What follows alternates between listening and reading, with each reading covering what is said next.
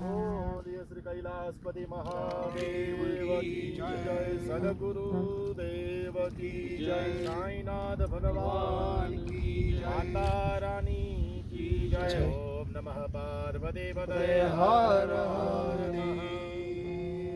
हर। आज का दिन शनिवार है और शास्त्र में ऐसा लिखा गया है, स्थाप्यम समाप्यम शनि होम वासरे। यदि कोई भी कार्य हमारा शनिवार के दिन यदि आरंभ होता है और कोई भी कार्य पूर्ण होती मंगलवार के दिन, दोनों में से एक भी जो समन्वय जीवन के अंदर होता है, तो शास्त्र में ऐसा लिखा गया है कि वह कार्य 100% नहीं लेकिन 1,00,000% वो सफल होते हैं। महादेव के शरण में हम आए हैं, उसके सानिध्य जिसको ज्यादातर प्राप्त हुआ उसका नाम है लंकेश। लंकेश का अर्थ यह होता है, रावण ने महादेव की कई उपासना की, स्तुति वंदना की, तब महादेव प्रसन्न हुए। महादेव ने कहा, रावण तुझे क्या चाहिए?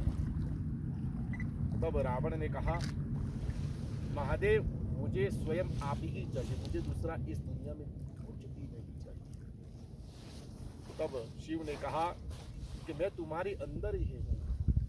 तो रावण को, लंकेश को पता नहीं चला। तब पूछा कैसे? तब उन्होंने बताया कि तेरा नाम क्या है? कि लंकेश। तो ल यानी कि लंकापति, के यानी के कैलाशपति और श यानी के साक्षात शिव में तेरे अंदर विराजमान हूँ, उसका नाम है लंकेश। जब देवों के लिए मान सरोवर की रचना की गई, तब रावण ने इस सृष्टि में जो भी राक्षस है, काम क्रोध मत्स्य माया लोभ इत्यादि हमारे अंदर भी कई जो दुर्गुण है, इस दुर्गुण को खत्म करने के लिए रावण ने इस तालाब की रचना की, इस सरोवर की रचना की। तब से इसका नाम राक्षस ताल है। और ये भी शास्त्र के अनुसार बहुत ही पवित्र है, ऐसा नहीं है कि ये अपवित्र है। यदि जो अपवित्र होता तो महादेव उसके शरण में इसको कभी नहीं रखते। और ये जो इतना पावरफुल है, रावण ने जितनी भी सिद्धियां प्राप्त की थी और वही सिद्धियां से रावण ने महादेव को प्राप्त किया, उसके अंदर समा गए।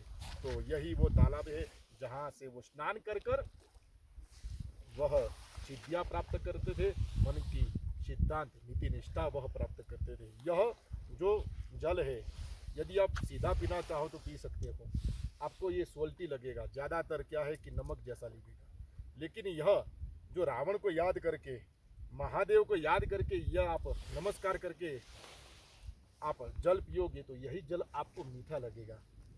मानसरोवर के जो तट है वहाँ पर पक्षी ऊपर से जा सकते हैं। ये पूरे जो तालाब है यहाँ पे एक भी पक्षी ऊपर आ नहीं सकता। उसकी एनर्जी ऐसी है कि बहुत ही पॉजिटिविटी में है, नेगेटिविटी में नहीं है। तो महादेव जिसको बुलाते हैं, और हम रावण को प्रार्थना करते हैं कि हम सबकी यात्रा और हमारे साथ जो भी आज आने वाले हैं केरुंग से, उन सब की यात्रा भी रावण आप साथ में रह के, जैसे आपने महादेव को रिझाया था, प्रसन्न किया था, वैसे ही हम भी महादेव को कुछ स्तुति वंदना प्रसन्न कर सके, वही हम आपको अर्ज करते हैं। और यही स्थान पर शिव तांडव स्तोत्र की रचना की थी। शिव महिम्न स्तोत्र के अंदर आता है कि अयत्नादापाद्य त्रिभुवनम वैरव्यतिकर दशास्यो यद बाहुल्य भृतरण कंडुप परवशान शिरः पद्म श्रेणी रचित चरणम भूरुह बलेः स्थिरा यास्त्वद भक्ते त्रिपुरहर विस्फुर्जितमिदम अमुष्य त्वसेवा समधिगत सारम भुजवनम बलात् कैलासेपि त्वदधि वसत विक्रमयथ। जब 10 भुजाएं रावण ने कैलाश के नीचे डाली तो कैलाश थोड़ा सा डोलने लगा। तब माँ पार्वती घबराई, ये क्या हुआ? तब शंकर ने कहा कि हमारा जो बालक है ना प्रिय, वो क्रीड़ा कर रहा है। ऐसी क्रीड़ा जब पार्वती को भयभीत देखा, तब महादेव ने उनका अंगूठा नीचे दबाया और रावण पाताल में चला गया। और तभी रावण तो संस्कृत का विद्वान था, तब उन्होंने शिव तांडव की रचना की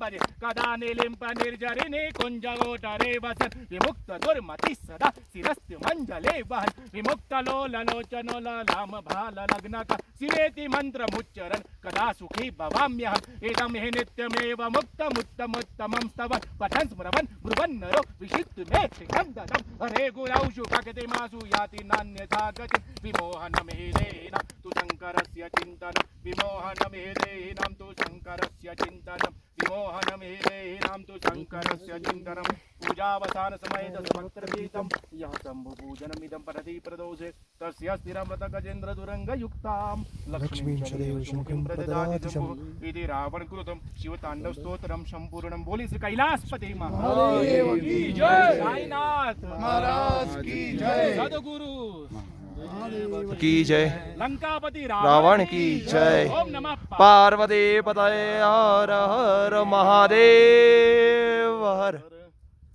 आप इसका अनुभव करना